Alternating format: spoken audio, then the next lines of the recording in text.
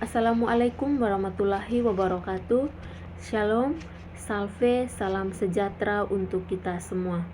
Perkenalkan, nama lengkap saya Maria Angelina Ola, NIM 23221111014, Program Studi Pendidikan Bahasa dan Sastra Indonesia, kelas A semester 4, Universitas Muhammadiyah Kupang.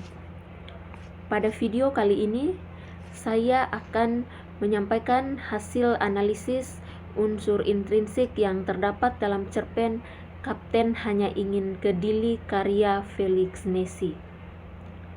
Sebelum masuk pada unsur intrinsiknya, saya akan menceritakan sedikit sinopsis singkat yang terdapat dalam cerpen ini. Cerpen Kapten Hanya Ingin ke Dili mengisahkan tentang Firmus, seorang sopir truk asal Keva Menanu Timor yang bekerja untuk Amkalo, suami dari perempuan kuat yang bernama Ain Iba. Tugas mereka adalah mengangkut kayu cendana dan sopi menuju Kupang untuk dijual ke pejabat Belanda. Namun, perjalanan mereka terganggu oleh serangan bom dan pesawat tempur Belanda. Setelah 3 hari dalam persembunyian, Firmus akhirnya memutuskan untuk kembali ke Keva Menanu. Dalam perjalanan pulang, ia dan truknya disergap oleh 2 tentara Belanda yang memaksa Firmus sebagai sopir mereka dan membawa mereka ke rumah Amkolo. Amkalo yang terbiasa bekerja sama dengan Belanda menyambut mereka dengan baik. Tapi diam-diam istri dari Amkolo, Ain Iba, menyimpan dendam pada penjajah. Berikutnya kita masuk pada unsur intrinsik. Unsur intrinsik yang pertama ada tema. Tema yang saya ambil dalam cerpen ini ada 2 tema. Yang pertama anti kolonial, yang dimana cerpen ini menceritakan atau mengencam tentang kolonialisme serta menyoroti perlawanan perempuan. Dalam hal ini Ain Iba yang tampil sebagai aktor utama balas dendam seorang perempuan. Tema yang kedua ada relasi kuasa dan ketidaksetaraan gender, yang dimana cerita ini lebih menonjolkan kekuasaan Belanda merampas sumber daya Timor, kayu cendana, dan bagaimana rakyat lokal terutama perempuan merespon dengan tindakan yang sangat ekstrim. Unsur yang kedua ada tokoh dan penokohan. Tokoh yang pertama ada Firmus. Firmus merupakan seorang sopir truk rakyat biasa. Ia mempunyai karakter yang taat, penurut, terutama kepada otoritas seperti tentara Belanda. Yang kedua ada Ain Iba.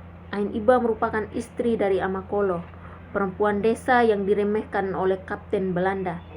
Ia mempunyai karakter yang kuat, tegas, dan penuh dendam terhadap penjajahan. Ia juga tidak banyak bicara, tetapi tindakannya penuh dengan simbol perlawanan. Tokoh yang ketiga ada kapten tentara Belanda. Kapten ini adalah seorang yang sangat bengis. Ia mempunyai karakter yang sombong dan seenaknya kepada rakyat kecil. Ia selalu meremehkan perempuan lokal, dan ia menjadi korban dari kesombongannya sendiri. Tokoh yang keempat ada Amkolo. Amkolo merupakan suami dari Ain Iba, pedagang sopi dan kayu cendana. Ia mempunyai karakter yang tunduk dan pasrah terhadap kekuasaan. Ia tidak berani bertindak bahkan di hadapan istrinya. Unsur yang ketiga ada latar. Ada 3 latar yang saya ambil dalam cerpen ini. Yang pertama latar tempat. Latar tempat yang terdapat dalam cerpen ini yang pertama di kota Keva Menanu, kota kecil di Nusa Tenggara Timur, tempat asal Firmus dan lokasi awal cerita. Yang kedua rumah Amkolo dan Ain Iba, tempat persinggahan tentara Belanda dan lokasi pembunuhan kapten. Yang kedua ada latar waktu. Latar waktu yang pertama pada masa kolonial Belanda di Timor. Waktu cerita berlangsung saat Indonesia, khususnya Nusa Tenggara Timur, masih berada di bawah penjajahan Belanda. Yang latar yang kedua terdapat pada malam hari, peristiwa puncak pembunuhan Kapten Belanda yang dilakukan oleh Ain Iba, istri dari Amakolo, terjadi saat malam hari ketika tentara mabuk. Yang ketiga ada latar sosial. Latar sosial yang saya ambil dalam cerpen ini, yang pertama, masyarakat terjajah dan patriarki, yang dimana penduduk lokal hidup di bawah tekanan Belanda, serta sistem sosial di mana perempuan sering dianggap pasif atau tidak berdaya, dan perempuan selalu diremehkan oleh kaum laki-laki. Yang keempat ada alur. Alur yang terdapat dalam cerpen ini ada dua alur. Yang pertama alur maju dan yang kedua alur campuran atau progresif. Sebagai kerangka utama, alur maju sebagai kerangka utama, tetapi juga memuat beberapa bagian kelas balik untuk memperkarya latar belakang tokoh dan memotivasinya. Yang kelima ada sudut pandang.